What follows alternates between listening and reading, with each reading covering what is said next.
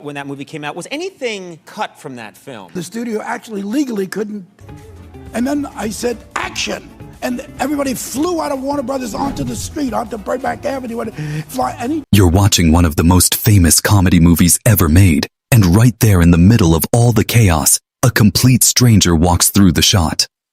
Not an actor, not an extra, just some random guy who happened to be in the wrong place at the right time. And guess what? The director loved it so much, he kept it in the movie. This is the incredible true story of the biggest blooper in Blazing Saddles that somehow became one of its best moments. But wait, there's so much more to this story. We're going to dive deep into the wild world of Mel Brooks's masterpiece, a movie that almost never saw the light of day because the studio bosses thought it was too crazy, too offensive, and too weird for audiences. They had no idea they were sitting on a comedy goldmine that would change Hollywood forever. Let me take you back to 1974, when America was going through some really tough times. The Vietnam War had just ended, and people were angry and confused. Trust in the government was at an all-time low because of the Watergate scandal. It was during this crazy time that Mel Brooks decided to make a movie that would poke fun at everything Americans held sacred, especially those classic cowboy movies we all grew up watching. You see, for decades, Hollywood had been making westerns that showed white cowboys as the good guys, and everyone else as either villains or background characters. These movies painted a picture of the Old West that was clean, heroic, and completely fake. Mel Brooks looked at all of this and said, "I'm going to blow this whole thing up." And that's exactly what he did. The story of Blazing Saddles is actually pretty simple when you break it down. There's this greedy businessman who wants to steal land from a small town called Rock Ridge. His evil plan is to get the governor to appoint a black sheriff, thinking the racist townspeople will panic and leave. But here's the twist. The new sheriff, a character named Bart, turns out to be smarter and more capable than anyone expected. What starts as a mean trick turns into an amazing story about fighting prejudice with humor and intelligence. Now, here's where things get really interesting. Mel Brooks didn't write this movie alone. He had help from Richard Pryor, one of the most fearless comedians of all time. Pryor knew how to write jokes that hit hard and made people think. Together, they created a script that would make fun of racists, politicians, and pretty much everyone else. They weren't trying to be polite or gentle. They wanted to slap people in the face with the truth and then make them laugh about how ridiculous everything was. But the road to making this movie was full of problems from the very beginning. Richard Pryor was actually supposed to play the main character, Sheriff Bart. He had co-written the script, understood the character perfectly, and had the comedic timing to pull it off. But Warner Brothers, the movie studio, refused to let him act in the film. Why? Because Pryor had gotten in trouble with drugs, and the studio was afraid he was too risky to insure.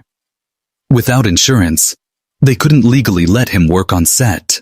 This was a huge blow to the movie because Pryor's voice and vision were built right into the character. The studio had to find someone else who could handle the comedy, carry the weight of the social commentary, and be the star of a very risky film. That person turned out to be Cleavon Little, a trained stage actor who had worked on Broadway, but hadn't done much film work. Little brought something completely different to the role. Where Pryor might have been fiery and aggressive, Little was cool and controlled. He played Bart with this perfect mix of intelligence and calm confidence that made the racial jokes work even better. When his character has to pull a gun on himself to escape from angry townspeople, Little doesn't overact or get dramatic. He keeps it smooth and clever, which makes the whole scene even funnier and more powerful. But the casting problems didn't stop there. The role of the Waco Kid, Bart's sidekick and friend, was originally given to an actor named Gig Young. Young was a serious dramatic actor who had even won an Academy Award. On paper, he seemed perfect for the part of an aging gunslinger with a drinking problem. But there was one major issue the studio didn't know about. Young was battling alcoholism in real life. On his very first day of filming, Young collapsed on set while trying to film a scene where his character wakes up hanging upside down in a jail cell. The crew quickly realized he was going through alcohol withdrawal and couldn't continue working. Mel Brooks had to fire him immediately and find a replacement fast. That's when Brooks called Gene Wilder, who had worked with him before on another movie called The Producers. Wilder was known for playing strange, sensitive characters who were a little bit crazy, but also very lovable. When Brooks explained the Waco Kid character, a washed-up gunslinger with a good heart, Wilder immediately said yes. He flew out to the movie set the very next day and started filming right away. This last-minute casting change turned out to be pure magic. Wilder brought this calm, spaced-out quality to his character that perfectly balanced all the chaos happening around him. His timing was absolutely perfect, and the friendship between his character and Cleavon Little's she, Riff Bart, became one of the best parts of the entire movie. They played off each other like they had been working together for years. Now, let's talk about the scene that made Blazing Saddles famous before anyone even knew what hit them. The campfire scene. Picture a group of tough cowboys sitting around a fire, eating beans and, well, let's just say they're dealing with the natural consequences of eating too many beans. In 1974, no major Hollywood movie had ever included bathroom humor with full sound effects. It was considered too crude, too lowbrow, and definitely not suitable for mainstream audiences. But Mel Brooks didn't just include 1 or 2 sound effects. After the first test screening, he actually went back and added even more because the audience was laughing so hard they couldn't hear the rest of the jokes. The studio executives at Warner Brothers were horrified. They called it vulgar and pointless and begged Brooks to cut it out. Brooks refused, and he had a very good reason. For decades, Western movies had shown cowboys as these mythical, heroic figures who were always clean, strong, and dignified. Brooks wanted to destroy that fake image and show cowboys as real people who got dirty, smelly, and dealt with the same bodily functions as everyone else. It was a small scene, but it completely changed how people thought about the cowboy myth that Hollywood had been selling for years. The studio's panic about the campfire scene was nothing compared to how they reacted when they saw the final cut of the entire movie. The executives sat in a screening room and watched Blazing Saddles in complete silence. Nobody laughed. Nobody clapped. When the credits rolled, the room was dead quiet. One executive reportedly said it was too vulgar for American audiences. Another called it career-ending. They were convinced the movie would be a disaster that would embarrass everyone involved. But here's the thing. Mel Brooks had something most directors only dream of. He had final cut authority written into his contract, which meant the studio legally couldn't change or censor his film without his permission. For most filmmakers, this is the ultimate goal. For Warner Brothers, it became their worst nightmare because they couldn't fix what they thought was broken. The head of Warner Brothers at the time was a man named Ted Ashley, and he made it very clear that he wanted to bury Blazing Saddles quietly. According to people who worked at the studio, Ashley told his team to release the film in just a few major cities and then pull it from theaters as quickly as possible. The plan was to test the waters. If it flopped, nobody would notice.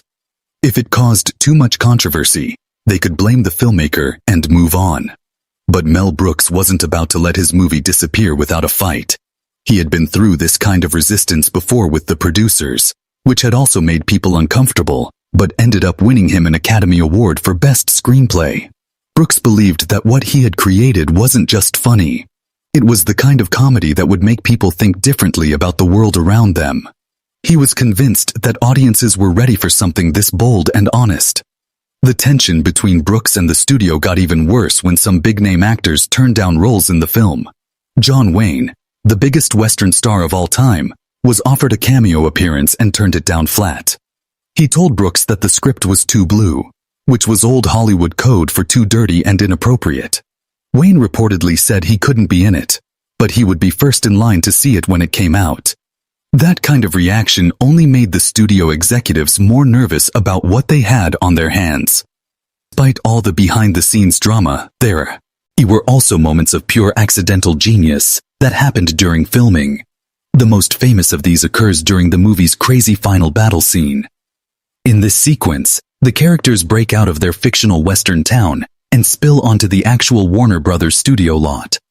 It's supposed to be chaotic and absurd, with actors fighting through fake saloons, crashing into other movie sets, and eventually ending up on a real Hollywood street. During one of these outdoor shots, as the cast runs through the studio gates and onto the street, something unexpected happens.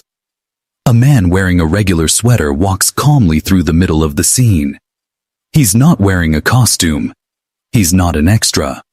And he's definitely not supposed to be there.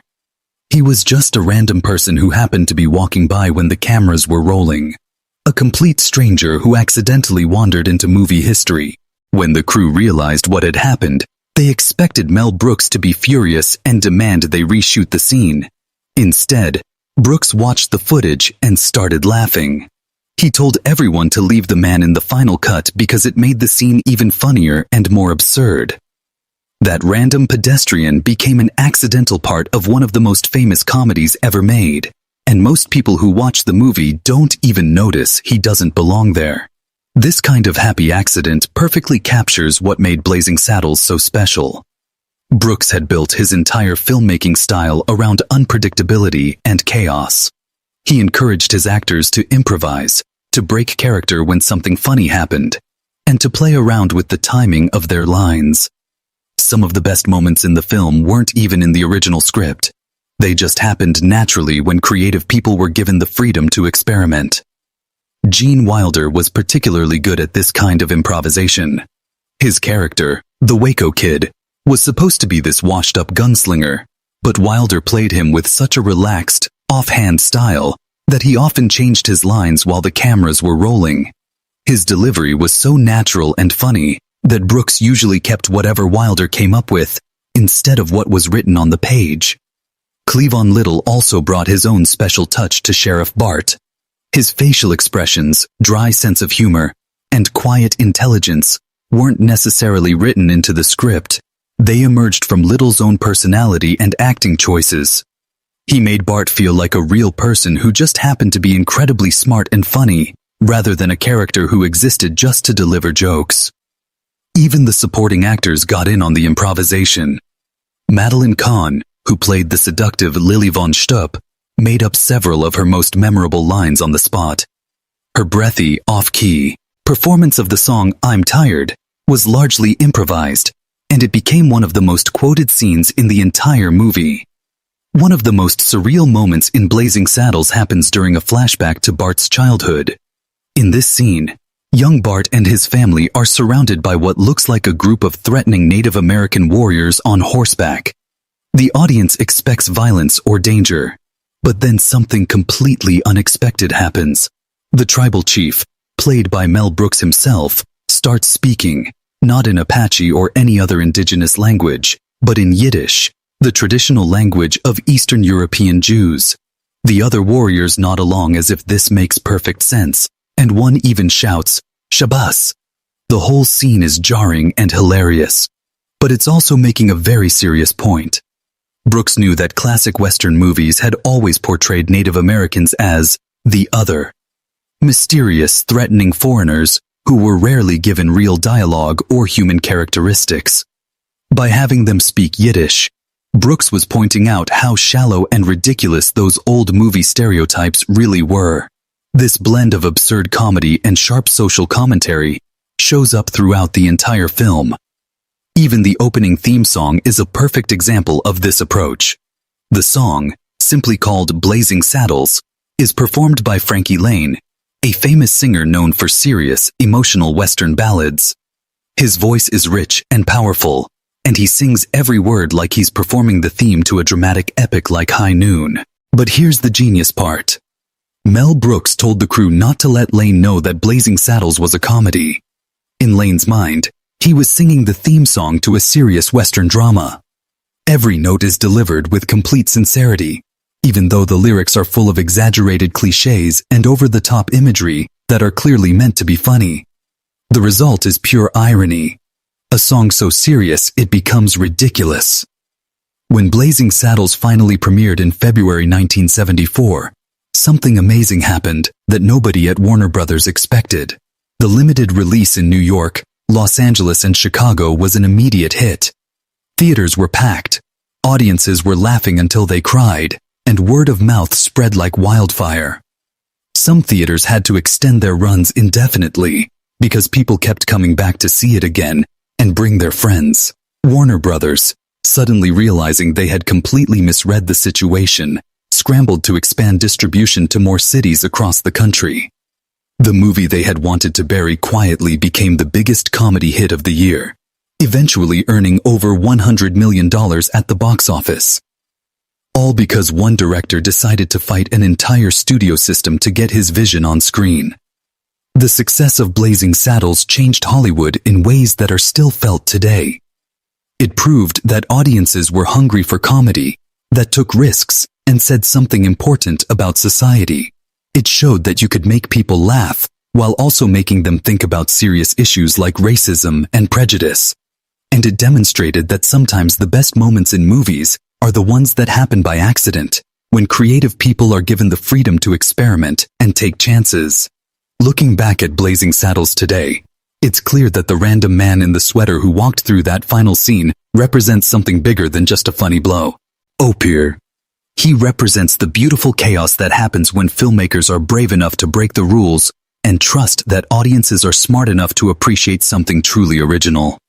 The fact that Mel Brooks kept that accidental moment in the final cut tells us everything we need to know about what made this movie special. It wasn't about perfection or following a formula. It was about capturing lightning in a bottle and having the courage to let it shine, even when the people in charge thought it was too dangerous or too weird for mainstream audiences. That's the real lesson of Blazing Saddles. Sometimes the best art comes from embracing the unexpected, fighting for your vision when others don't understand it, and remembering that comedy at its best can change the world one laugh at a time. And sometimes, if you're really lucky, a complete stranger will walk through your movie shot and accidentally make it even better than you ever imagined. If this story of Hollywood rebellion and accidental genius has entertained you, I'd love for you to hit that like button and let me know what you think in the comments below. Have you ever noticed that mysterious man in the sweater during your viewings of Blazing Saddles? What other movie bloopers do you think actually made the films better? And if you want to hear more incredible stories about the movies that changed everything, make sure to subscribe and ring that notification bell so you never miss an upload. Trust me, there are so many more amazing Hollywood secrets just waiting to be discovered, and I can't wait to share them with you.